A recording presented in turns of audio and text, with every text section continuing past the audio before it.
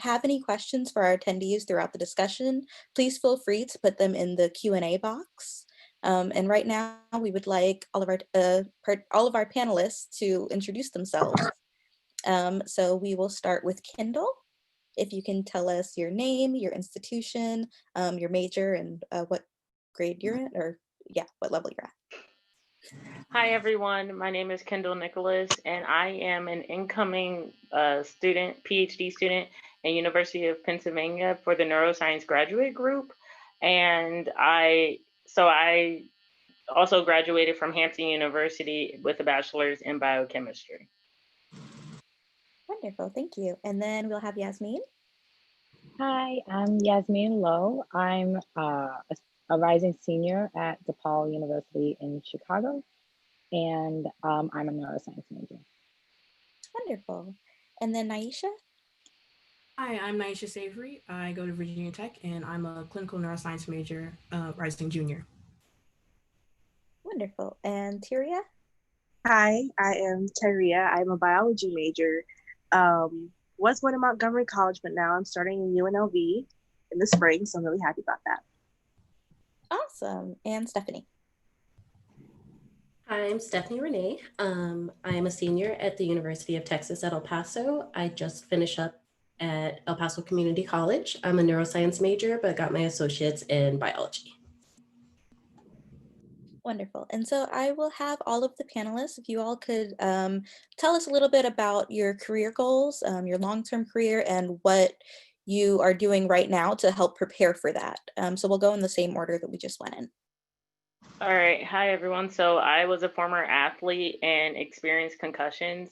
So that made me really interested in how traumatic brain injury and concussions affect things from our mental health to our everyday decisions. So that's what I plan on studying. And for my long-term career goals, I'm actually interested in academia and science communication.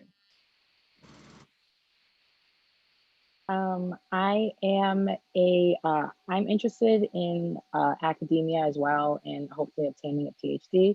And in terms of currently, I study the effects of PCB, environmental contaminants like polychlorinated biphenyls or PCBs on the neurodevelopment and immune function in regards to the nervous system. But I am interested in neurodevelopment in regards to childhood infections predisposing to neurological conditions. So my long-term, I plan to be an MD-PhD. I want to be a neurologist and a neuroscientist. Right now, to do that, I'm working in a lab. And what got me into, right now I'm really interested in memory and memory loss. And I got into that in high school after I learned about Alzheimer's. And I thought it was very interesting that you could basically forget a lot of your life. So I got really passionate about memory loss. So that's how I got into neuroscience. I'm next. Okay, I just wanted to be sure. My future goals, I too want to be an MD-PhD. I want to get my MD in internal medicine because I think it's important to sort of have that grounding spot so you can, like, we'll get to that. And my PhD in pathology with an emphasis on neuropathology. My research right now is on the role of the protein APPL in schizophrenia and the development of that in the gestational stage in fruit flies. So, yeah. I hope to be a clinical neuropsychologist. So I'm working right now to figure out what I need to do to get into a PhD program for that. My current research isn't really related to the neuro field, but I'm hoping to be able to transition to that within this next year at university. I've always been a big fan of memory and the process of memory loss. It's just always been fascinating to me. Great, thank you all so much. So I know some of you mentioned that you are doing research right now. So I guess we should start off by asking, did you all always know that you wanted to follow this path? Was this just like set as you're growing up? You were like, you know what, I'm gonna be an MD PhD, I'm gonna be a scientist. Like, I know this is what I wanna do. Or were there some twists and turns that got you to this point? And whoever feels comfortable can jump in. Okay, well, for me, I saw one episode of House and knew I wanted to be a doctor. But the research part didn't come until later. I always knew I wanted to do research, but the desire to be involved in neuroscientific and biological research didn't come until actually this year. So Similarly, I came in to DePaul as I wanted to pre-med, I wanted to be a doctor. All throughout high school, that's just, in my opinion, like that was the only option for me. And it wasn't until probably, this past year as well, that I didn't start actually looking into research and considering research. And it wasn't until I took a research methods class. And then we actually, like, that class by far was my favorite class, and like, as from what I have taken my undergraduate career. And so I feel like that's really what jump started me to, look towards research and, be more involved in research and teaching. I would say that, so I kind of had a different path. My mom got her PhD in materials engineering, and my father is also an engineer.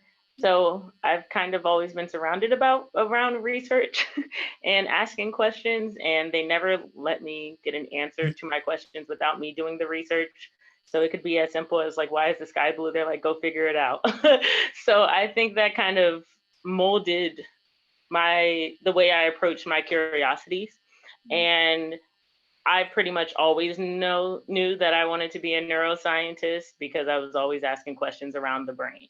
So I kind of was lucky to have a straightforward journey for how I knew I wanted to be a neuroscience researcher. I've always wanted to be, oh, sorry. No, go ahead, Nisha. Okay, sorry. I've always wanted to be a doctor. So ever since I was young, but I didn't even know MD-PhD existed until my freshman year. One of my professors told me, he was like, oh, it sounds like you want to do that, because I've always wanted to investigate memory loss, but I kind of just was like, okay, I want to help people. So I was like, okay, I guess I'll just help people. I can't do both. I didn't know I could do both. But after my professor told me, I was like, oh, great, MD, PhD, I'm on it. So that's how I started my path. Luckily, I started early instead of like now. I didn't know that I wanted to be in research probably until around 3 years ago. I didn't even really know what research was. I'm a non-traditional student, so I'm in my 30s, and I've done like many different things in my life up until now. But about 4 years ago, I decided to go back to school because Mama wanted like health insurance and stuff. So I was like, let's figure out what to do. In my first biology class, I just dove in head first, and that professor eventually told me about some opportunities that we have with the community college and our university. So I started doing research about 2 years ago and haven't stopped since then. I've been in the same lab for a while and just moved to another one. But in regards to neuropsych, I didn't even know that was a thing until maybe like 2 months ago, because I was trying to meld my passions, and I was like Googling, and I was like, oh, this already exists. Perfect. Oh, I don't have to go to med school? More perfect. So yeah. Stephanie, I want to dive a little bit deeper into your non-traditional path. So like, what types of steps did you take, and how did you end up here? We might have some non-traditional students as well on the call, so I'm sure they would love to hear your journey. It's been a winding road. So I graduated high school back in 2005. At that time, I was living on my own pretty much, supporting myself. So I was trying to do the college thing, but making money and paying bills was more important to me. So for about 2 years, I attempted to do that, and it was abysmal. I wish I could erase that. I joined the Air Force for a while, got medically discharged, and decided to try school again. So that was around like 2010. Again, I just wasn't ready. I was just used to working jobs. I really enjoyed cooking, so I went to culinary school. I did that and worked 2 part-time jobs. I helped open up a kitchen while I was going to school. And, but I realized like eventually with paying for parking, I was like making negative money and it was driving me crazy. And where I live, it's a very low income area. So that just, I need stability at this point. I'm much older. So one day I woke up and I decided I want to go back to school. I want to do something that'll help people, but I also want to do something that will keep me stable. I want to have a career. So I thought nursing was what I wanted to do. And so I started taking my prereqs for nursing. I took my pharmacology class, which was the last prereq, and then I would go into nursing classes. But I thought I had a crisis of being. I was like, I really like learning about the body and what the body does. I'm not so much interested in like giving shots or taking blood. I can do those things. I've been a pet nurse. I've helped with animal surgeries, things like that. And at work, I do that as well. But it wasn't my joy. So I spoke to that biology professor. I came in during office hours, just like, I don't know what to do. Like, would I be making the wrong choice if I switched again? Which is why it's so important to have mentors, because big ups to my family, but no one's really gone further than like a bachelor's degree, and none of them are in a STEM career. So I didn't really have anyone to talk to about like, am I ruining my life if I change my decision? But I had a semester between getting into nursing school and finishing with my prereqs. So in that semester, I was like, well, I'll take these bio classes, see if that's what I want to do. And it is, and it's done. I've never been this excited about anything in my life. So I know that this is where I'm supposed to be. It's just taking a chance. It's never too late to start over again, is what I've learned. That's awesome. That's really great advice. There is a question from someone who is also a non-traditional student trying to get back into university. And so they specifically want to ask you, Stephanie, what advice you have to get back into the passion for education? It's hard, but especially when you're non-traditional, I think that you have more of a solid decision of what you want to do. So with that being the case, the passion just flows naturally. Also finding a community of like-minded people. With the whole Black and Neuro team, everyone's doing a different specialty, but it's still having that togetherness, that groupness that I didn't have while I wasn't in education, that stokes that fire in me. Thank you. I want to ask, for the ones that are interested in pursuing an MD-PhD, why an MD-PhD? Why not just an MD, or why not just a PhD? Why both? Well, I know there was another individual who do they want to go first, or should I go first? Go on, you're already talking. Okay. Well, like Stephanie, I too had joined the service out of instead of going straight through the traditional educational path. And there I had became a hospital corpsman. Like I had said before, I always wanted to be a doctor because I thought it was interesting and solving the puzzle was interesting. But it was really solidified when I was with the Marines and I was able to diagnose on an unofficial basis. Of course, I needed a PA or like a nurse practitioner to really verify those results, but I found that I was good at it. I was always interested in science. When I was in 3rd grade, there was a program called Project Ahead, where they sent minority students from the ages of usually 8 to 14 to University of Miami in Ohio. And we did different enlightening experiences that sort of circumvented certain subdivisions in biology, such as microbiology and zoology. Was really fascinated with that. And then I found out that in college, that an MD PhD was possible. Because again, like Stephanie, I did college a little bit later, and so I'm non-traditional too. But when I found that out, I was like, oh, okay, I can do this. And they said, oh, it's 7 to 8 years long. I was like, that's fine, because if I can spend the rest of my life learning and adding to academia, be it in a academic way or in a socio-political way, especially as far as the whole Black and the Ivory thing goes, I would love to spend my life doing that. So that's why I chose a PhD. Thank you. Aisha, do you want to? Yep.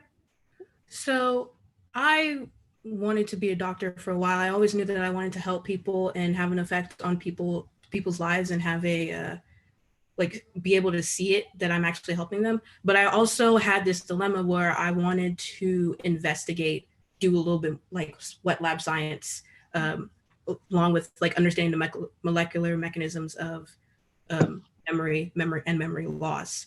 So like I said, I didn't know that an MD PhD existed until my freshman year last year, when a professor told me, I was telling him about my dilemma. I said I wanted to treat patients, but I also wanted to figure out the diseases of those patients at the same time. And he was like, well, did you know about the MD PhD track? And I was like, no, what is that? I went after our talk, I did some research, and they said that MD PhDs, they bridge the gap between medicine and clinical research, and being able to have both perspectives, like being able to see the actual presentations of a disease while also knowing the cellular mechanisms of that disease. That sounded awesome to me. And yes, it takes 7 to 8 years or maybe even longer, depending on how long the PhD takes, but I'm prepared for the time crunch if it means that I get to do both things that I'm passionate about. Wonderful, thanks. And so for Yasmin and Kendall, I know you all are interested in just pursuing a PhD. So have you always been like 100% certain, like I know this is what I'm gonna do, or was there anything else that maybe you considered instead?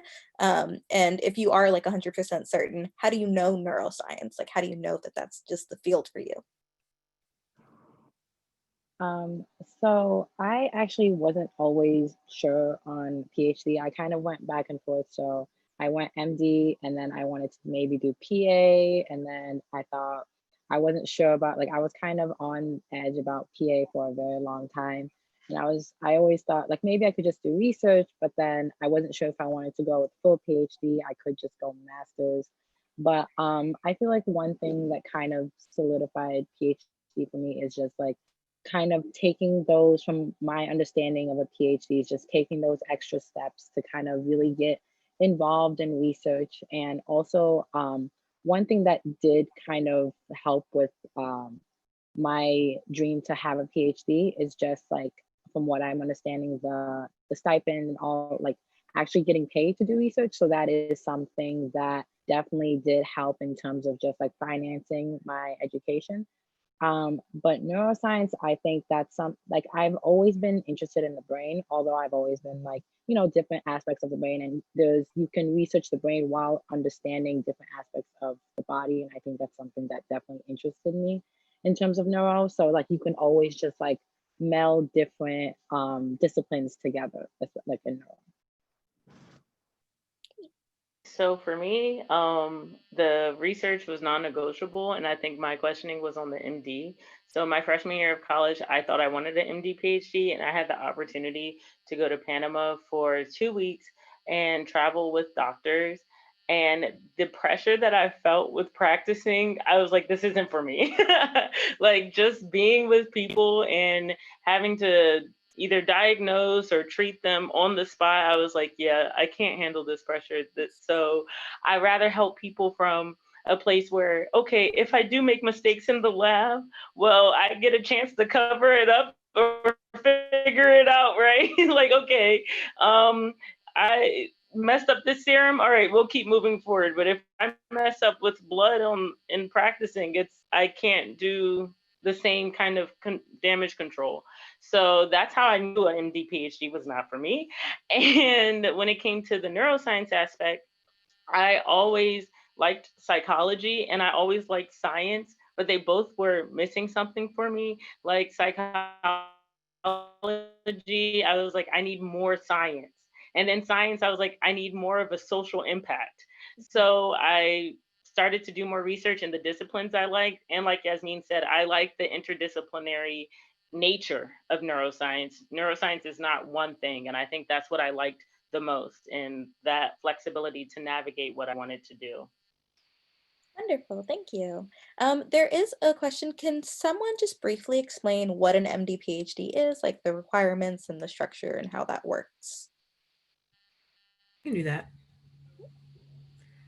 So MD PhD it's about a 7 to 8 year program or even longer, where usually the usual structure is the first 2 years when you get in, you do your medicine, you do year 1, year 2, then you stop, do your PhD, however long that takes, then you do your last 2 years of medicine, and then at the end, you are at MD PhD, you have your PhD and your MD, and you do a residency. And it could be a research residency, it could be a regular residency, and then you can do like a postdoc.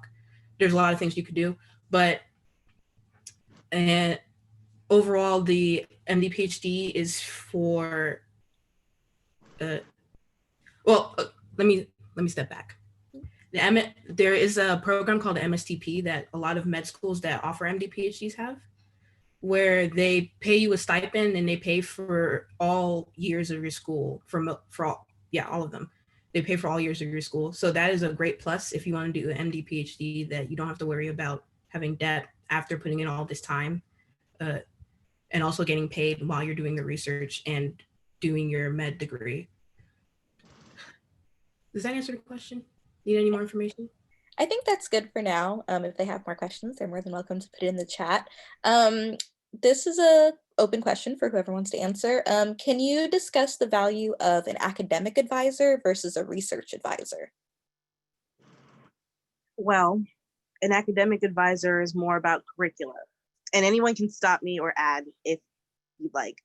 But in my experience, it's more about curricula. What's next? Like me personally, unless this person is specialized in both, I would not go to the same person that I would to see what my next set of classes should be as I would someone that I'm doing research for.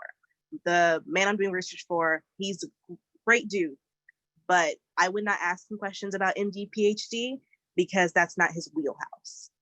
But I can ask him plenty of questions about research because that's who I'm doing research for, that's his wheelhouse. Whereas my academic advisor, I can ask her all the questions in the world about what I should do next, especially in regards to what is going to prepare me for grad school. Can't so much ask her about what the best technique is to use for my fruit flies. So I think that's the distinction, and anyone can add if they feel like I'm missing anything. Yeah, that's a great answer. I also want to emphasize too, this is in particular for undergraduates. When you get to graduate school, your research advisor is like your academic advisor because you usually talk with them to figure out what classes you should take if you have to take any more and things like that. And so there was another question for non-traditional students. How do you find ways to get involved in things like labs? I think that this could actually go to everyone. So as you were getting started in undergrad, how did you find labs to work in? I just walked in the rooms and say, hey, I like what you do. I want to work here. And usually they appreciate my enthusiasm enough to go ahead and do it. I've worked in 3 labs in the past year for different people. So yeah, and that was my technique every time. I come in with my resume and I like what you do, and with a knowledge of what they do and how I could feel like I could add to the lab, and I get my way every time. I'm not necessarily non-traditional, but I was a D1 athlete, so that meant I had 0 time for research during the school year.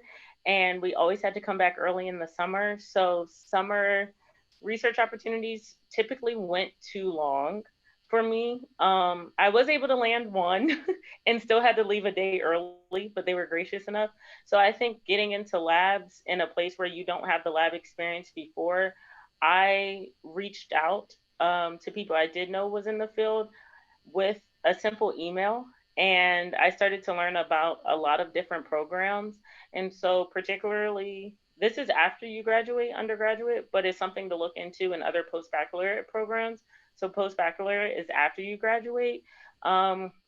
Undergraduate, and I was in the NIH prep program. So this is particularly for underrepresented minorities, and it's funded by NIH. So you get to get paid, and different institutions have them. I was at Hopkins, and you spend 1 to 2 years getting that research. So even if you didn't have the research during undergraduate, they still took you in, and they liked you more if you didn't have research because they want people who aren't 100% sure.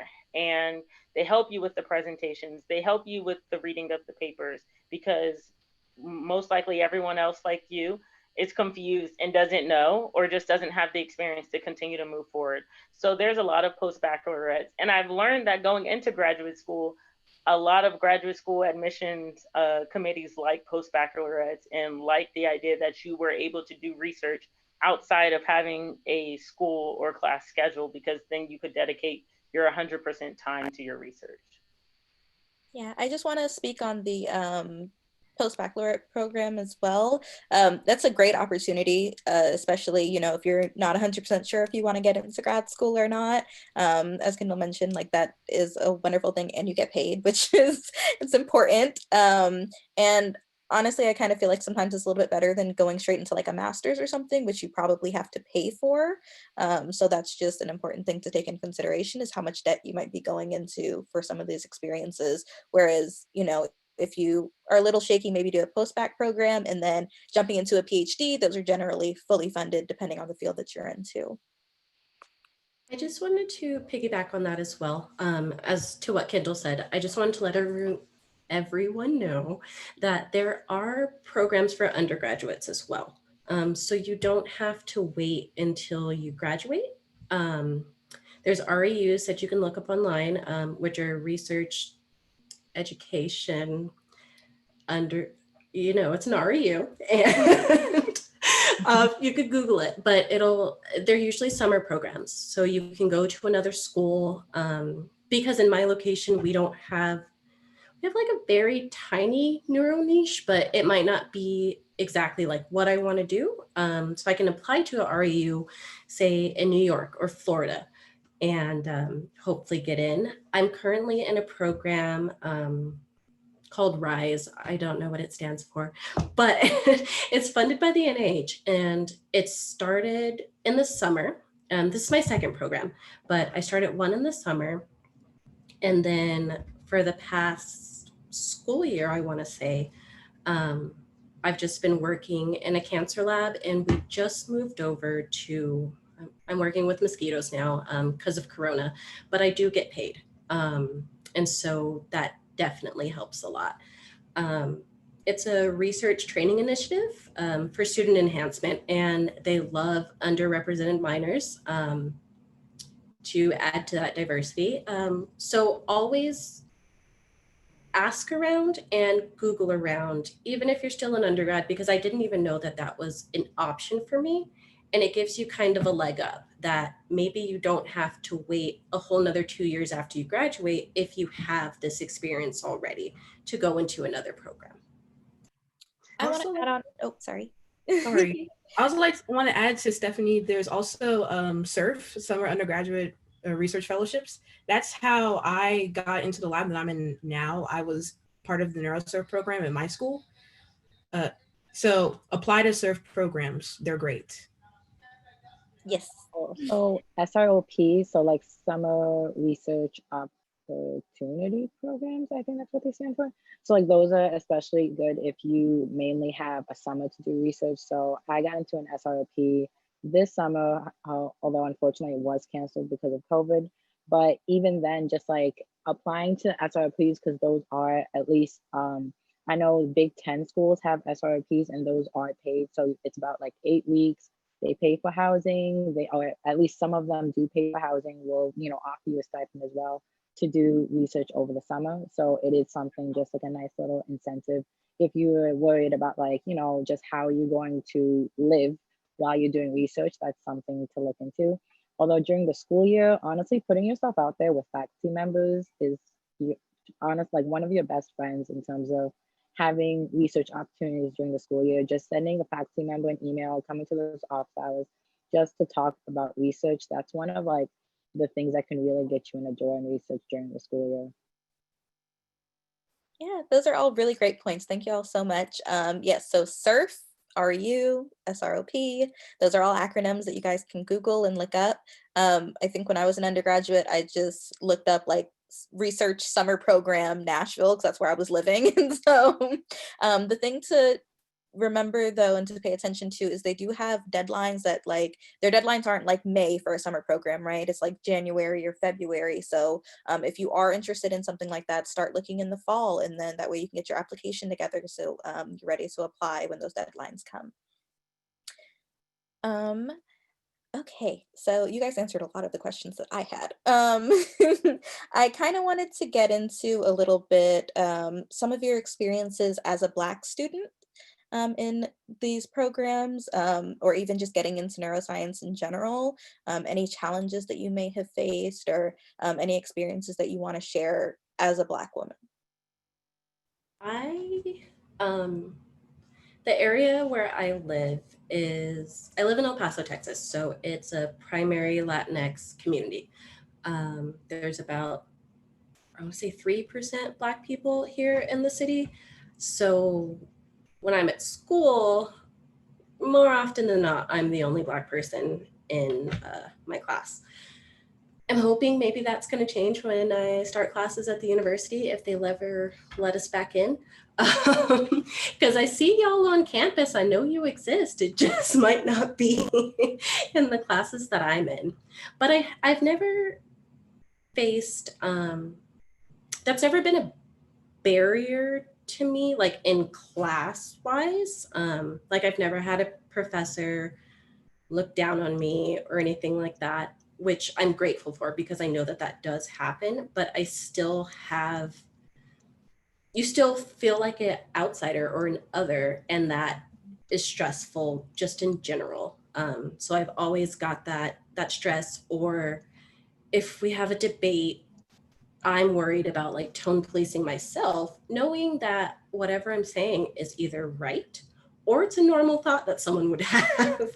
But I do get that like, calm down, and I'm like, I'm just talking to you like Jenny would talk to you, you know? So that happens, but I'm interested to hear other people's perspective from, you know, other parts of the United States. I'll speak. So I went to a historically Black college, university. So I had the privilege of being surrounded by people that look like me. But I think one of the hardest things was going into neuroscience specifically. There's a bunch of Black chemists at the HBCU, Black biologists, Black pharmacologists, Black engineers. But when you say neuroscience, they're like, oh, yeah, we don't know anything about that because it's a newer discipline. So it kind of makes it harder to start forming a path for myself because the people who are my mentors or who I can talk to, they don't know anyone that's in neuroscience either because they all took more older disciplines of science. And so that, I think that was probably the hardest part for myself, is they didn't know anyone that took my path and they didn't know how to help me on my path. They could share their experiences, but when it came to doing neuroscience specifically, that was harder. And as I started creating the path for myself, I didn't even realize there were that many Black people in neuro until roll call on Monday. So Don't worry, I didn't either. It's okay. I was like, where have you guys been? So I think that that is probably one of the hardest things, is trying to figure out the path that is right for me. Whereas someone in chemistry or biology, they have people that they knew were around or had paths that they knew, okay, if I do this, this will help me get there. I don't have the same privileges, or didn't, when trying to get to where I am right now. You guys took the words right from my mouth. My main challenge was going into neuroscience. I didn't really have anyone to look up to that looked like me. So it was kind of disheartening to see, like, I didn't see anyone that was where I wanted to be. And I'm not really one to, like, I mean, I can set an example, but I would rather not. I like someone that I can look up to, that I have good qualities. I don't want to mess anything up. So, but thanks to roll call and Black and Neuro Week, now there's a whole bunch of neuroscientists I can look up to, Black women, Black people in general. It's great. But yeah, that was my main challenge, is just having someone to look up to. Yasmin, do you want to share? Yeah, so in terms of neuroscience, it's kind of the same thing. Like, I didn't really have anyone, like, I go to a predominantly white institution, so there's no really, for the most part, there's not really many you know, Black faculty members or other people of color within the department. Especially our neuroscience department is really small. It's very new. It's about, like, maybe, if I'm not mistaken, maybe around 2 years old already. So it's fairly new and it's really small already. And so there's not really, in terms of neuroscience, there's not really many people that I can look up to, and even in then Black scientists. So we have, maybe, from what I can think of, maybe like one Black chemist that's like that I've actually had like the opportunity to talk to and like have like conversations. And so she's really the only person that I really looked up to in terms of being in STEM or going up to higher, like, you know, graduate school or anything. But just in terms of just opportunities and, you know, looking up to different people, I feel like, just, I don't know, same like how what Naisha said, that while, like, you know, being set an example is nice, I would, you know, prefer to look up to somebody. And I think that's something that's really, you know, I wish I had, if that makes sense. Yeah, it definitely does. So how do y'all feel now that, you know, we're doing Black and Neuro Week? Do you feel a little bit better? Do you hope that you can find some Black mentors? Oh, I feel awesome. Yeah, that roll So call awesome. really like put out kind of just like a nice little, everyone, I feel like we were able to see everyone, you know, like we, even though like we're all in our institutions and we wanted to see this representation, like that roll call really just showed there is representation. And I feel like it kind of just, you know, put it out there that there are people that we can look to for help, even though even they're not in our institution, they're not even in the same state or even the same country, there are people that we can look to. Yeah, and I just want to make it clear for, you know, all of the other Black students that are on the call, please go to our website, blackandneuro.com. If you go under profiles, there's a tag, Black Neuro Mentors. These are graduate students, they're postdocs, they're faculty. Undergraduates can make a profile as well, but the ones with the tag Black Neuro Mentors, they're willing to serve as mentors. And so please reach out. Like, we love to help, we love to mentor younger students. Like, we know how hard it is, so that's the whole point. Like, we really want to be able to share whatever advice we have, and I hope that you guys learn from it. I also just want to quickly plug that we have 2 other panels later on today too. There's a grad panel, so I hope y'all are able to attend that one as well. And then there's a careers and beyond panel that might be, you know, a little much in the future, but it's never too early to start thinking. But we'll get into some of these other Q&A questions that have been coming in from the audience. Sorry, I just lost the one that I was looking at. Have you experienced any explicit instances of discrimination in academia, and what did you do about it? It's a little bit of a loaded question, but if you have and you feel comfortable sharing. So when I was doing work study for a microbiology lab, often the man that I worked for would disparage me, saying that maybe I should go into nursing, maybe being a doctor or being a scientist is a bit masculine, is the verbiage that he used. And by golly, that stuck with me for the rest of my life. That I knew was going to be one of those things that I would never forget. So it was loaded with both sexism and racism. So that was fun. And so do you have any advice on how you dealt with that, or if you're still dealing with that?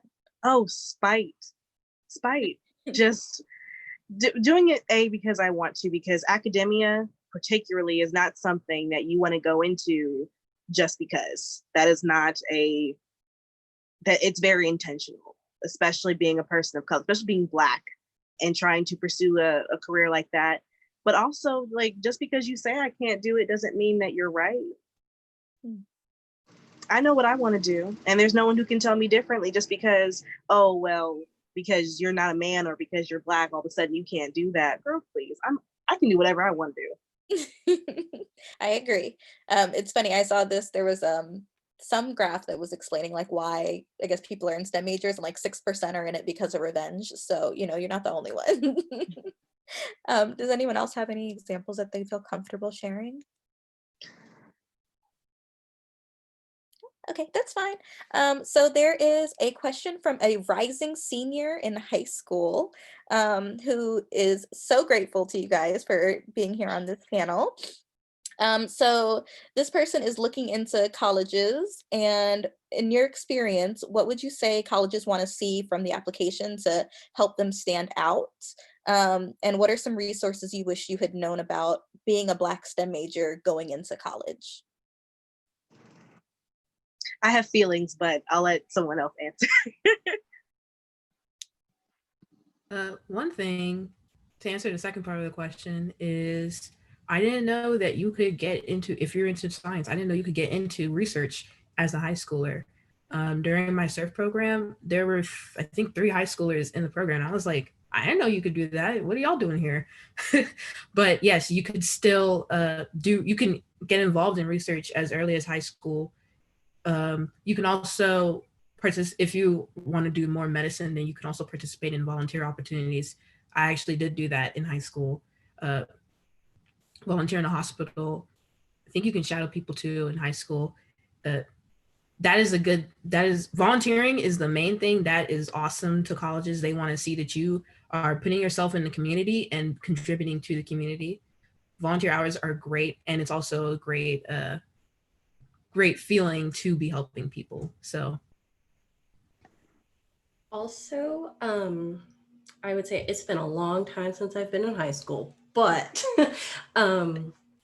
getting involved, that's not funny to Cara, getting involved with school things. So maybe joining, if you have like a science club or student council, anything like that, like joining clubs, that just shows your initiative and your willingness to work with other people. And it doesn't even have to definitely be STEM focused, because people want to see that you have interests outside of, of just science as well. There was a question, especially for the non-traditional students. Has that added additional stigma in your educational journey by being a non-traditional student? No, for me, actually, it's helped because you come in, you're an adult, not to disparage or decry anybody who's a little younger, but you got an opportunity to live a little and really ruminate over the things that you want to do with the rest of your life. And when you come in, you know, I'm 24, I came in, this is what I want to do. Here are my credentials. I know I don't have much, but I have the enthusiasm. You know, I'm going to show up regularly. You know, I'm going to show up on time and be punctual. I have a sense of responsibility. People are like, listen, when can you start? So I don't want anyone, if nothing else, if no one else takes anything that I've said on this panel, please do not feel disparaged because you're a little bit older. Because honestly, it can be the difference between getting the job and not getting the job. I don't think I've experienced any negativities. Maybe, no, not from anyone, not even from my classmates. I probably look like a 19-year-old, so people don't really know. But so that actually is a problem in itself. I get talked down to a lot, which is frustrating. So that happens, being talked down to, and I think part of that is being a female. Male professors, things like that, talk to you like you're simple, and then female professors just want to assert some domination that I don't know why they want to. So that's an issue. But when people find out how old I actually am, they're just like, oh, I thought you were just a mature child. So, but then it all starts to make sense because, and again, not to disparage anyone, but it does take some experience to be able to buckle down, but you're expected to not have that experience yet when you're just starting out. You're expected to be learning how to come into the world. That's what college is for, and they understand that. So we're going to talk about mentorship a little bit because it's a very important topic. Many of you have said that the reason that you're going into these fields is because you've had someone, a professor or family or someone tell you about it and let you know that this is an option for you. So mentorship is a very big deal.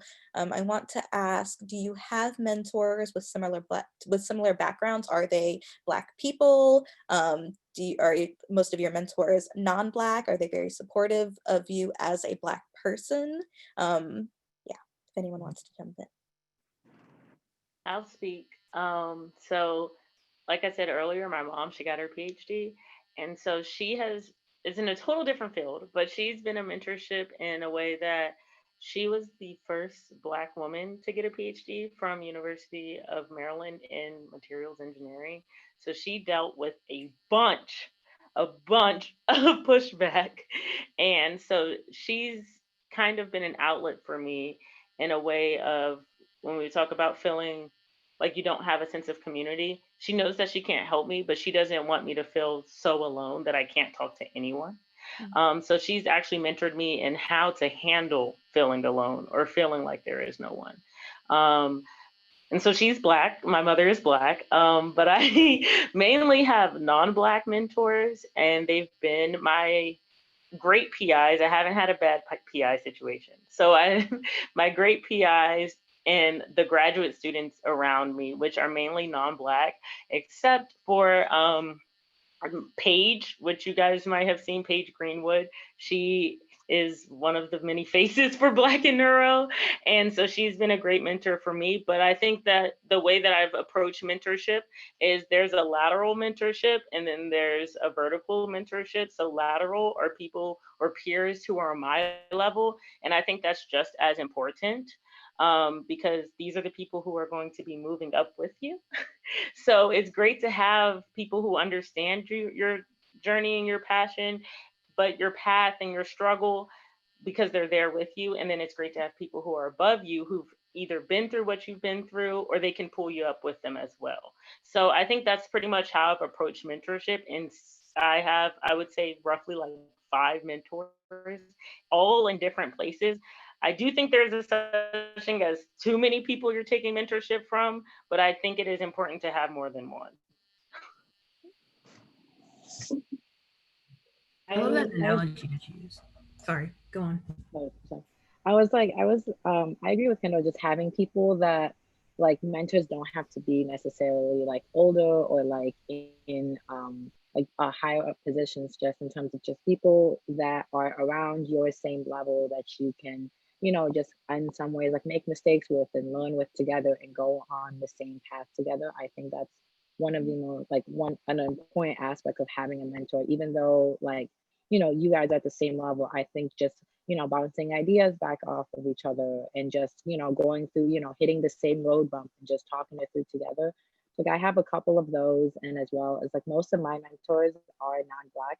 And I think it's interesting that like some of your mentors, you can find a mentor in somebody that like, so say if you were looking for a research opportunity and, you know, it didn't work out with one of the PIs, and you can still find a mentor them, even though you realize that maybe their lab may not be the best, you know, fit for you. Just, you know, talking through your struggles in going through lab and having, you know, gaining advice from their aspect, even though you're in different in different fields. I think that's also really interesting to know that you can find a mentor anywhere, even though that you may not work directly with them. Just know that you can share your experiences and you can still gain advice from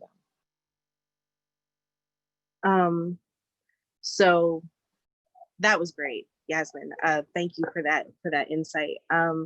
What I've learned about mentorship is that it can come from, like you guys said, from different places, and it can be for different things. So one of my mentors is Dr. Corey. I don't know if you guys follow her, but she's one of the more prominent Black female bioengineers, and that's currently my major because I'm interested in neuroengineering as well. But she also has helped me in other ways that do not involve STEM at all. So I think it's important to really give yourself the opportunity to reach out and learn as much as you can from different people. And it's okay to have more than one mentor. That's one thing that I learned while I was in the service. I'm sure Stephanie can attest to this, is that you had different mentors for different things. You had mentors for being promoted. You had mentors for passing the test. You had mentors for even fitness, for some people if they needed that. So yeah, I think that's really important, especially because you don't know all the answers. And there's whatever you don't know or whatever the next person doesn't know, I guarantee you there's someone with that answer. And you shouldn't withhold that opportunity to get that answer or those answers or those opportunities because you want to be linear about mentorship.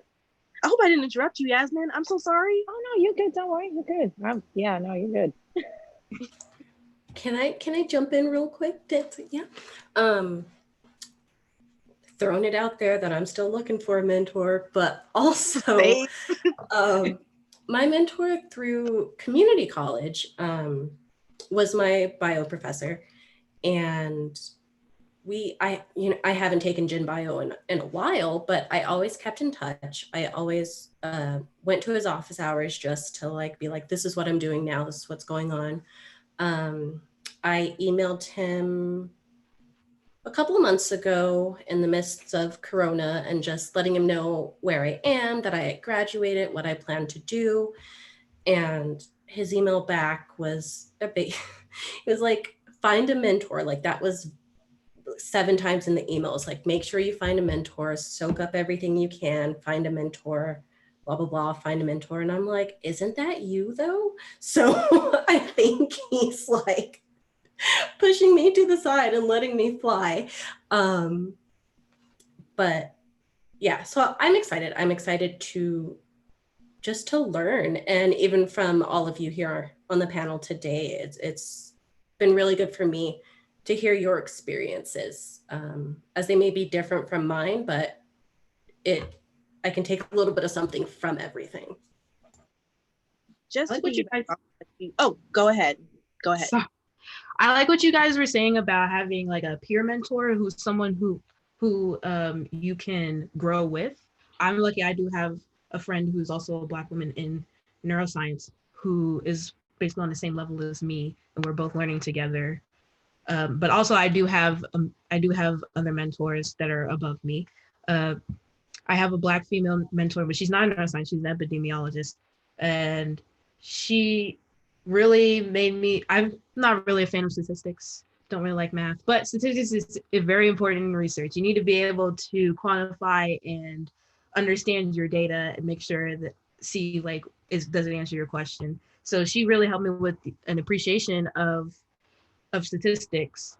And also my PI, who was a great mentor as well. She's of course, in terms of academia and research as a whole, she's great at motivating me to move forward with my career. Great. While it's in my head, just to piggyback off of what Stephanie said, I don't think your mentor is letting you fly. I think that, again, it harkens back to that whole finding numerous mentors for numerous things. I feel like in a new environment, it's good to have someone who's accustomed and familiar with that environment, where you can still reach back to that person from before, but you also have someone that you can pull data and pull information from where you are and where you're standing and where your institution is.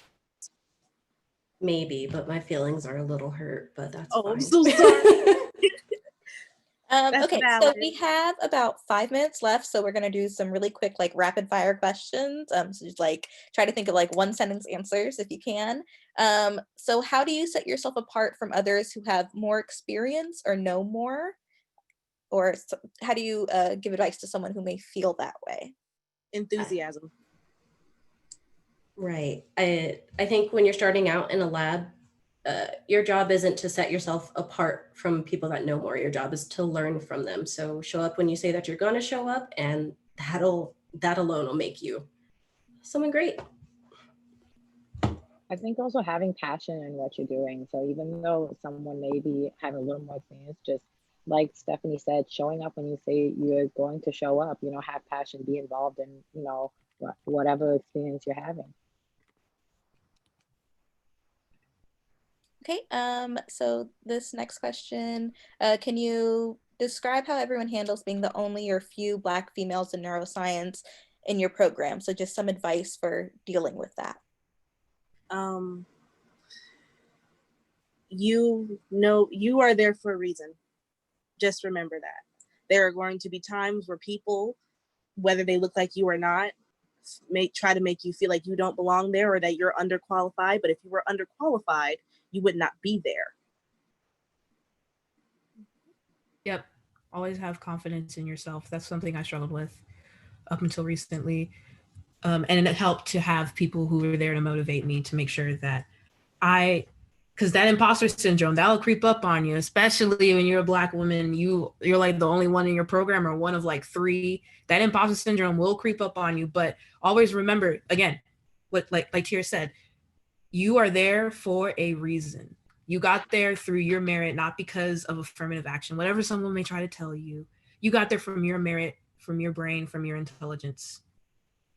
And it's not forever. You're doing this thing to continue growing. So if you want to stay in academia, become a PI eventually and start your own lab. It's not a forever thing. I'm looking for PhD programs, and I'm specifically looking for places that have more diversity, just because I just haven't gotten to experience that yet. So your future is in your hands, but you have to be proactive about it. I also say have confidence in your perspective. Sometimes people say, oh, you're not qualified, you're just Black. Well, guess what? Me being Black is a qualification. Yasmin, did you have anything to add to that? No, I think that's it. Pretty much like everyone's just, it's exactly like that. Just, know that you're there for a reason and you got there because, you worked hard for it. It's not because of, other influences. It's what you did, that's what got you there and not nobody else. It's you.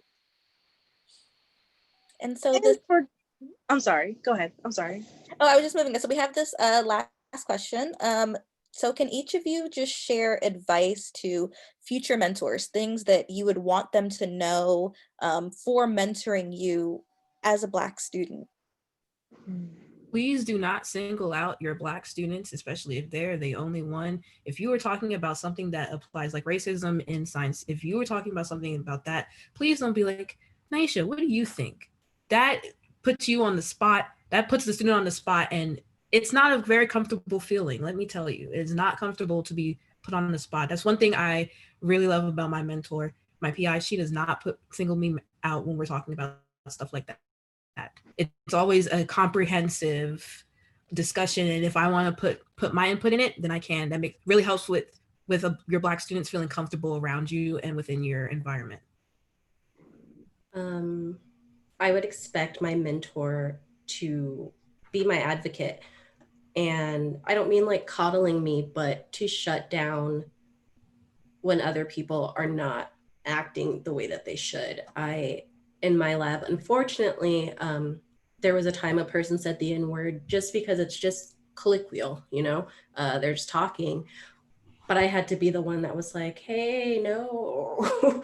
And then apparently like that moment of me saying no got talked about with other people in the lab. So it's like, again, I feel stressed that like, y'all think I'm crazy.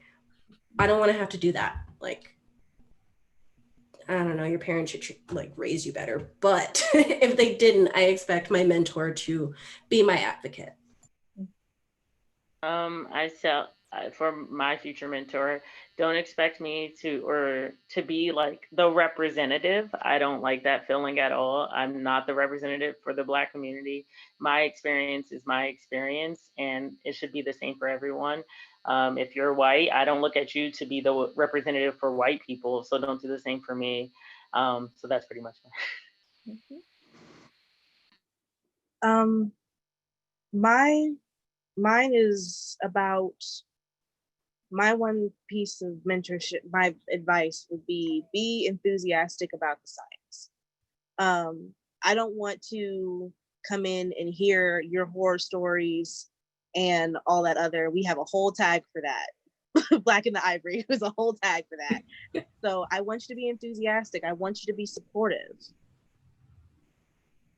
Yasmin, did you have any? I think also along with being supportive, just also being there for me and knowing that, you know, yes, you know, things go wrong and trying to be there to help me grow, you know, be there to not so much as like to, you know, listen to whatever, you know, like just listen to me if I, you know, if I have a problem and I come to it and I come to you for it, you know, be there to kind of, like Stephanie said, be my advocate and, you know, help me come through. Like, you know, we're all here to learn, you know, we're all here to, especially if you're an undergrad, you know, you're in that experience to help move on and to, you know, to go on to bigger and better things and kind of help me grow those skills and help me grow as a person. That's one important thing that I have for mentor.